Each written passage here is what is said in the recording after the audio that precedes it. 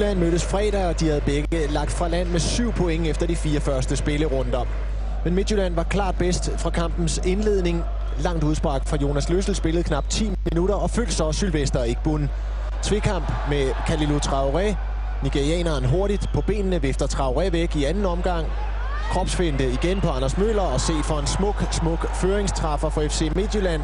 Brandvarme Sylvester Igbun, der meldes i søgelyset hos den tyrkiske storklub Besiktas. Man forstår hvorfor.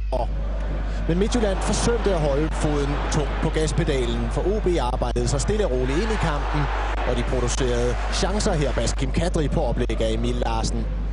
Anden halvleg.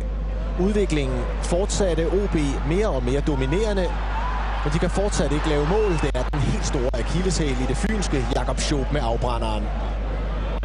Morten Duncan Rasmussen var igen med fra start for FC Midtjylland, og her burde han have scoret til 2-0. Utroligt, han ikke forsnittede den bold forbi Mads Toppel, der havde afløst en skadet Jesper Christiansen undervejs i første halvleg.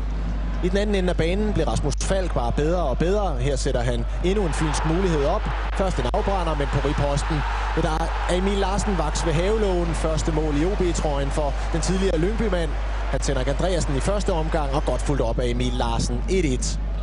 OB dominerede totalt herfra. Morten Skovbo indskiftet og matchvinder senest i Silkeborg. Og det billede, det gentager sig. Morten Skovbo følt hovedstød. Løssel kan kun kigge til, og så er Skovbo igen 3 point hver. Kæmpemæssig jubel og forløsning i Odense. De vinder 2-1 på ny med Skovbo som matchvinder.